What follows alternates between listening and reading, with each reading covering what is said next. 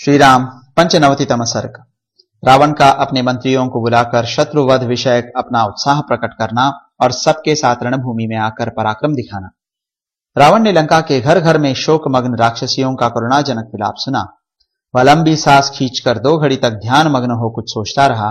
तत्पश्चात रावण अत्यंत कुपित हो बड़ा भयानक दिखाई देने लगा। उसने दांतों से ओठ दबा लिया, उसकी आंखें रोष से लाल हो गईं। वह मूर्तिमान प्रलयाग्नि के समान दिखाई देने लगा।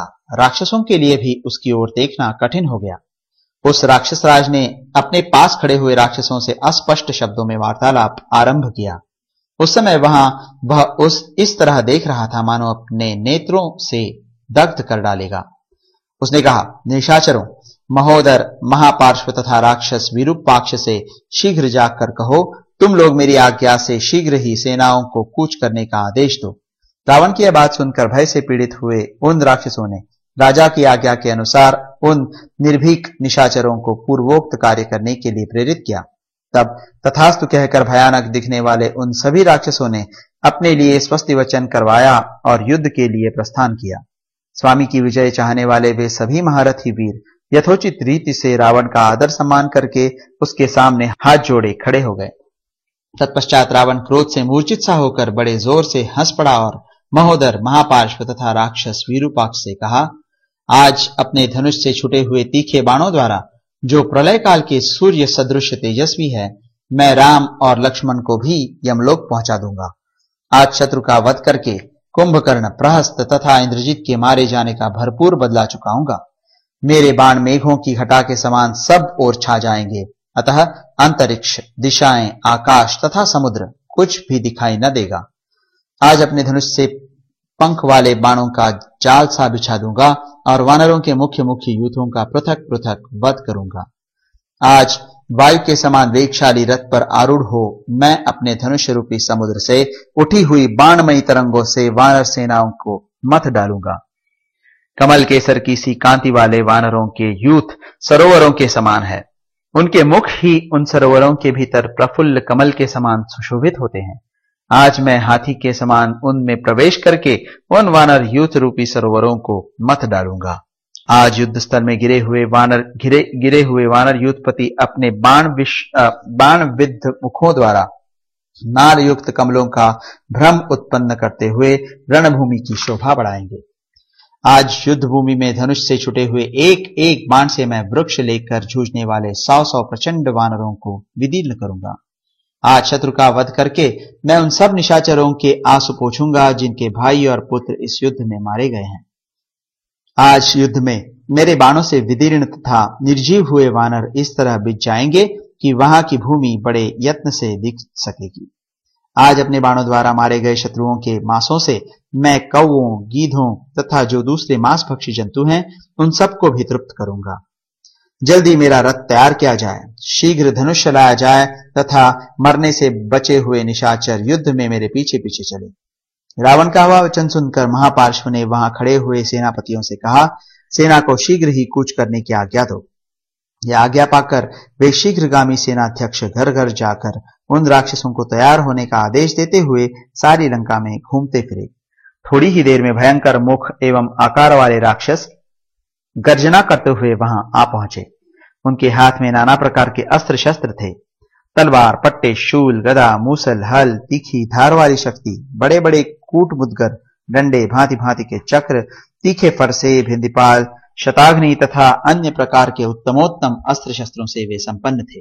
रावण की आज्ञा से 4 सेनापति 1 लाख से कुछ अधिक रथ, 3 लाख हाथी, 60 करोड़ घोड़े, उतने ही गधे तथा ऊंट और असंख्य पैदल योद्धा लेकर आ पहुंचे। वे सब सैनिक राजा के आदेश से वहां गए। इस प्रकार विशाल सेना लेकर सेनाध्यक्षों ने राक्षसराज रावण के सामने खड़ी कर दी। इसी बीच में सारथी ने एक रथ लाकर उपस्थित कर दिया। उसमें उत्तम दिव्यास्त्र रखे थे। अनेक प्रकार के अलंकारों से उस रथ को सजाया गया था। उसमें भांति भांति के हथियार थे और वह रथ घुंघरूदार झालरों से सुशोभित था। उसमें नाना प्रकार के रत्न जड़े हुए थे। रत्नमय खंबे उसकी शोभा बढ़ाते थे और सोने के बने हुए सहस्त्रों कलशों से वह अलंकृत था। उस रथ को देखकर सब राक्षस अत्यंत आश्चर्य से चकित हो उठे।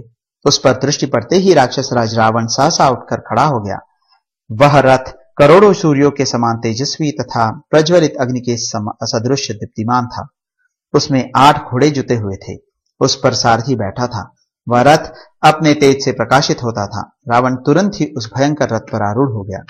तदनंतर बहुत से राक्षसों से घिरा हुआ रावण सहसा युद्ध के लिए प्रस्थित हुआ। वह अपने बल की अधिकता से पृथ्वी को विदीर्ण सा करता हुआ जा रहा था। फिर तो जहां तहां सब ओर वाद्यों का महानाद गूंज उठा। मृदंग, पटह, शंख तथा राक्षसों के कलह की ध्वनि भी उसमें मिली हुई थी। सीता को चुराने वाला दुराचारी, ब्रह्म हत्यारा तथा देवताओं के लिए कंटक रूप राक्षस राज रावण छत्र एवं चांवर लगाए श्री रघुनाथ जी के साथ युद्ध करने के लिए आ रहा है, इस प्रकार की कलह ध्वनि कानों में पड़ रही थी। उस महानाद से पृथ्वी कांप उठी। उस भयानक शब्द को सुनकर सब वानर सहसा भय से भाग चले। मंत्रियों से घिरा हुआ महातेजस्वी महाबाहु रावण युद्ध में विजय की प्राप्ति का उद्देश्य लेकर वहां आया। रावण की आज्ञा पाकर उस समय महापार्श्व, महोदर तथा दुर्जय वीर विरूपाक्ष तीनों ही रथों पर आरूढ़ हुए। वे हर्षपूर्वक जोर जोर से इस तरह दहाड़ रहे थे मानो पृथ्वी को विदीर्ण कर डालेंगे। वे विजय की इच्छा मन में लिए घोर सिंहनाद करते हुए पुरी से बाहर निकले। तदनंतर काल, मृत्यु और यमराज के समान भयंकर तेजस्वी रावण धनुष हाथ में ले राक्षसों की सेना से घिरकर युद्ध के लिए आगे बढ़ा।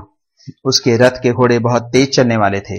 उसके द्वारा वह महारथी वीर लंका के उसी द्वार से बाहर निकला जहां श्री राम और लक्ष्मण मौजूद थे। उस समय सूर्य की प्रभा फीकी पड़ गई। समस्त दिशाओं में अंधकार छा गया। भयंकर पक्षी अशुभ बोली बोलने लगे और धरती डोलने लगी। बादल रक्त की वर्षा करने लगे। घोड़े लड़खड़ाकर गिर पड़े। ध्वज के अग्रभाग पर गीध आकर बैठ गया और गीदड़ियां अमंगल सूचक बोली बोलने लगी। बाईं आंख फड़कने लगी। बाईं भुजा सहसा कांप उठी। उसके चेहरे का रंग फीका पड़ गया और आवाज कुछ बदल गई। राक्षस दशग्रीव जो ही युद्ध के लिए निकला, त्यों ही रणभूमि में उसकी मृत्यु के सूचक लक्षण प्रकट होने लगे। आकाश से उल्कापात हुआ। उससे वज्रपात के समान गड़गड़ाहट पैदा हुई।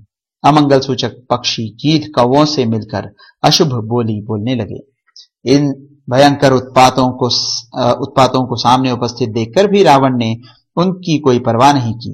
वह काल से प्रेरित हो मोहवश अपने ही वध के लिए निकल पड़ा। उन महाकाय राक्षसों के रथ का गंभीर घोष सुनकर वानरों की सेना भी युद्ध के लिए ही उनके सामने आकर डट गई। फिर तो अपनी अपनी जीत चाहते हुए रोषपूर्वक एक दूसरे को ललकारने वाले वानरों और राक्षसों में तुमुल युद्ध छिड़ गया। उस समय दशमुख रावण अपने स्वर्ण भूषित बाणों द्वारा वानरों की सेनाओं में रोषपूर्वक बड़ी भारी मारकाट मचाने लगा।